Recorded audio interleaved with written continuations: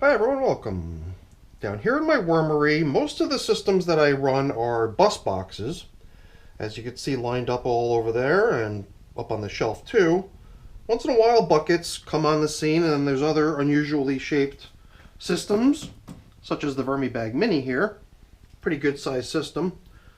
And since some of those systems just don't really fit well on the shelving system, I've started using little placeholders because I like to keep things sequentially. So the oldest of my systems, being the Vermibag Mini, is represented by this little tea bag sort of thing. After which was these two systems that are now really harvested already. I'm just kind of seeing if I could bait some worms out of those harvested castings before I put them to use. And then what you see here are little game pieces, almost representations of other systems that sequentially fall into order here because of the way I like to keep things, arranged by their age. So, for example, this yellow plastic object down here represents the 3 yellow buckets with the European night crawlers, and then this black thing represents the outdoor worm bag. And the outdoor worm bag, well, almost 100 days ago, we decided to bring the outdoor worm bag indoors. So it's no longer outdoor worm bag version 6.0. It's just worm bag version 6.0. And we're going to check in on them today, give them a quick feeding, and see how they're doing.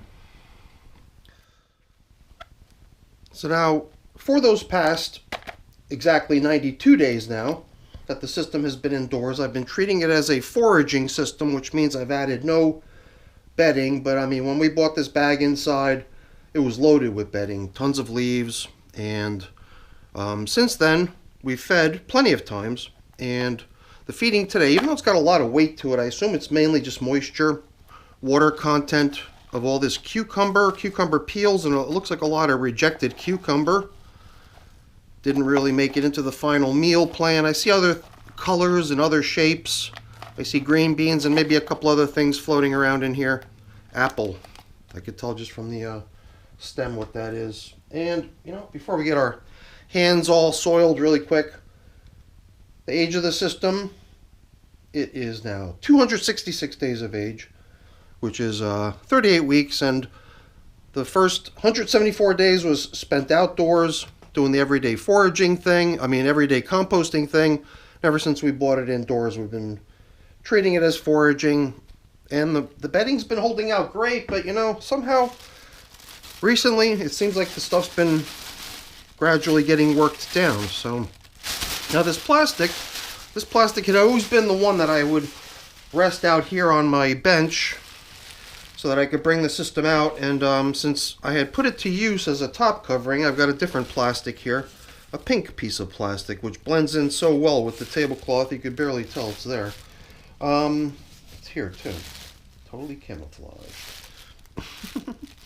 Yeah, because in the past we had always just left this plywood as the responsible party to keep moisture in the system, and then we decided, I decided at some point just to take that plastic that had been exclusively just used as a tablecloth, and then I started trying to just cover up this gap, this hole over here between the two pieces of plywood. And then more recently I tried to cover up the whole system, but I had it resting out here on top with a big cavity of air underneath it here, which to me didn't seem like it helped a lot. But this last go around, as you saw, I placed that plastic right onto the surface of the plywood, and as I suspected, a couple worms have come up to hang out on the plywood, because they're just in pursuit of that condensing moisture that collects as dew drops on the plastic. We don't have to evict all these little guys. We'll just bring this piece of paper back in as a top covering. At the end, we'll just fold it over so any wormies that are hanging out on it can remain in darkness and in comfort, so that we can get into feeding these little guys. These little guys have been doing a really nice job, because for a while there I would be able to kind of collect up all this bedding type material that would sort of collect out here on the top surface. It would always be much drier because we didn't have such good thorough plastic coverings as we did on this go around.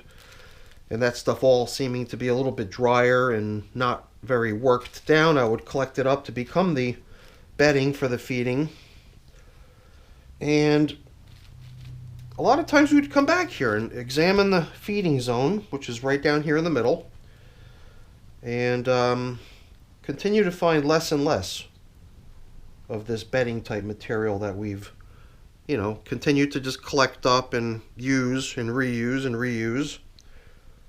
I've actually thought about just grabbing my screen at some point to collect up as much of it as I could to have something that we could have as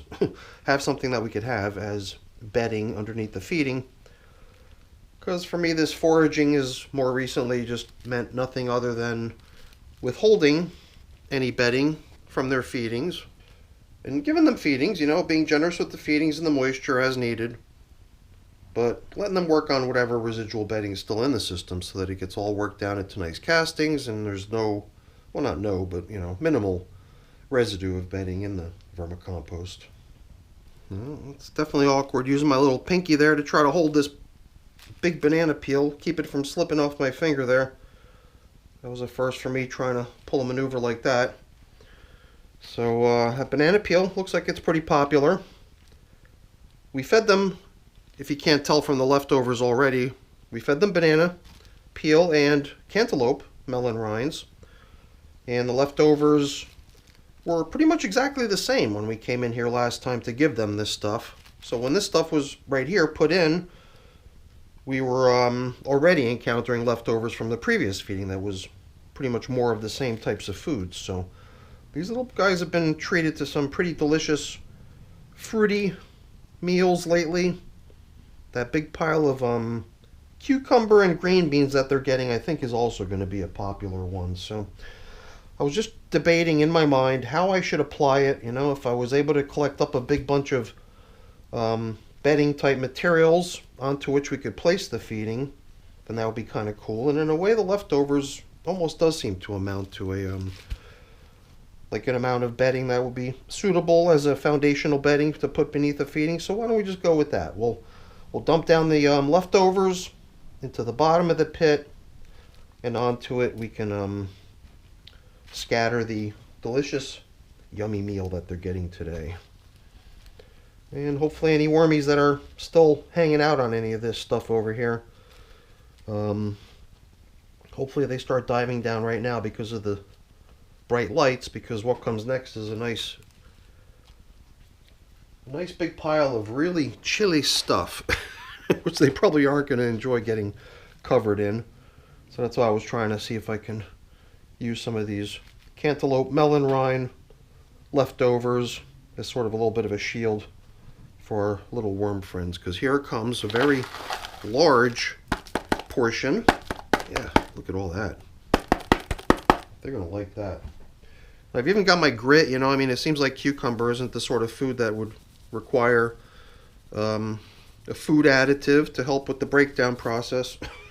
But yeah, I'm not even too sure exactly how that whole grit thing works. I'm sure that it's just in their system helping with breaking down whatever it is that they're consuming, not necessarily the food that was eaten right after it or with the grit. And yeah, look at all that food. I guess we're going to bring back some material with which to cover up, but not too much. I'm going to keep it very lightly covered. And man, oh man, this material is just so nice and flaky and loose and crumbly, and I really like the way this system's coming along at this point with the with that plastic covering just resting right here on the plywood. It's doing such a nice job, even making the plywood itself kind of a tempting place for worms to come out and bask in the moisture. So let's get these little guys covered up and let them get back to work. They've been doing such a nice job, but I got a feeling they're not going to need another 12 days between check-ins like they had last time to get that delicious meal of green beans and cucumbers eaten. I got a feeling that stuff's going to be gone soon. So that's it for the video, everyone. Hopefully you enjoyed it. If you did, as always, please don't forget to leave me a quick thumbs up before you go. That's always really appreciated. And if you haven't done so already, please also consider subscribing to the channel. That's very much appreciated as well. All right, everyone, have a great day. Thanks for watching. Bye now.